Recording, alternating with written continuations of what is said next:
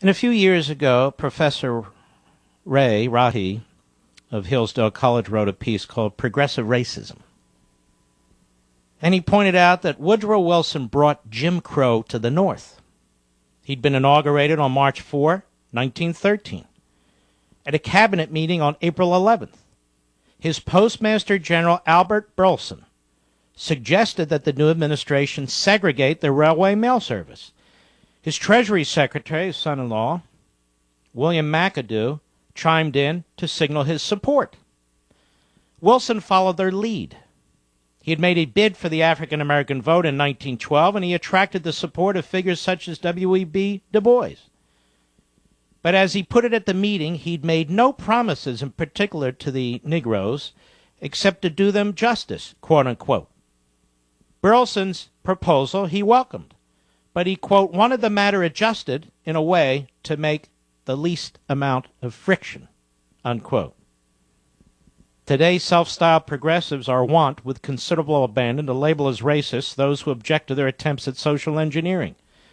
They would do well to rein in their rhetorical excesses and curb their enthusiasm for the administrative state, for the progressives of yesteryear on whom they model themselves really were racists in the precise and proper sense of the term, and in formulating public policy they were true to their principles. In the late 19th and 20th centuries, ordinary Americans may generally have been in the grips of ethnic prejudice of one sort or another. The progressives at that time were not, however, ordinary men, and they knew it. Like their successors today, they dominated American universities.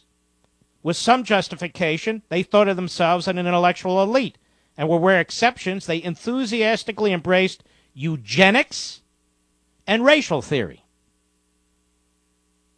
That these racial prejudices of their contemporaries were grounded in fact they took to be a truth taught by science.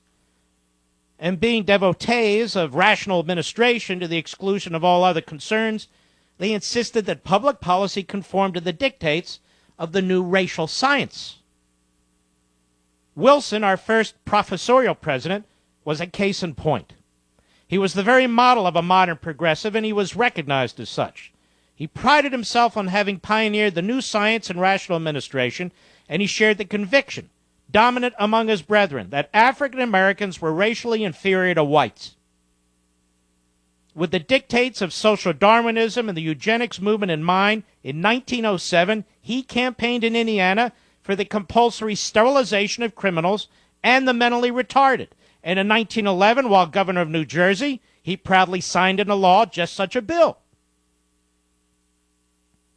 Prior to the segregation of the civil service in 1913, appointments had been made solely on merit, as indicated by the candidate's performance on the civil service exam. Thereafter, racial discrimination became the norm.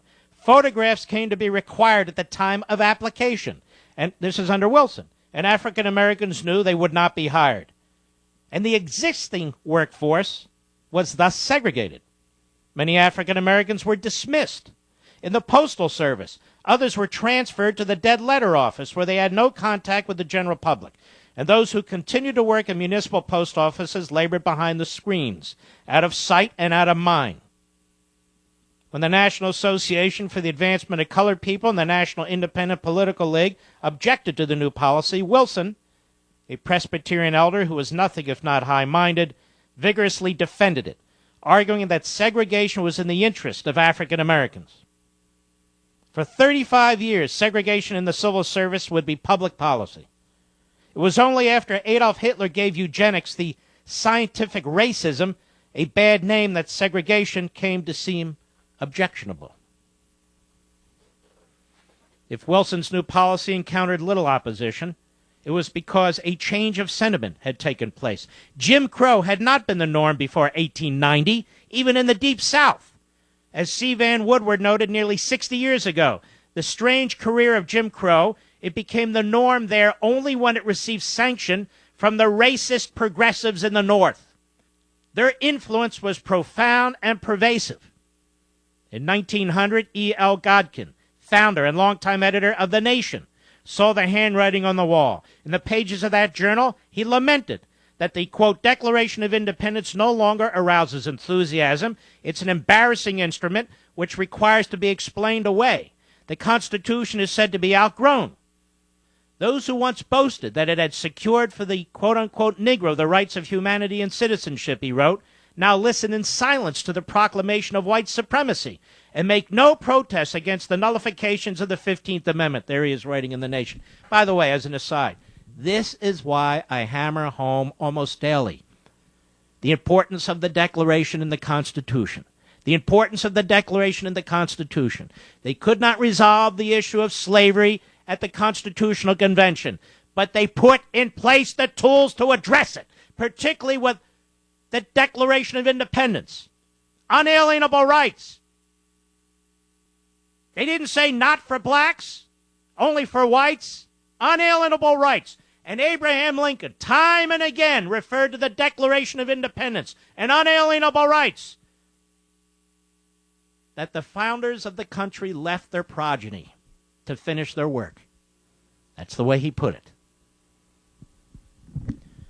Wilson championed the trend identified by Godkin. In his presidential election in 1912, he told his compatriots, we are in the presence of a new organization of society. He said, our time marks a new social stage. I guess he was talking about fundamental transformation. A new era of human relationships, a new stage setting for the drama of life. And the old political formulas do not fit the present problems. They read now like documents taken out of forgotten age. He was trashing the Declaration. What Thomas Jefferson had once taught is now, he contended, utterly out of date. He said it is what we used to think in the old-fashioned days when life was very simple. Above all, Wilson wanted to persuade his compatriots to get beyond, quote, beyond the Declaration of Independence, quote. That document did not mention the questions of our day, he told his countrymen. It is of no consequence to us.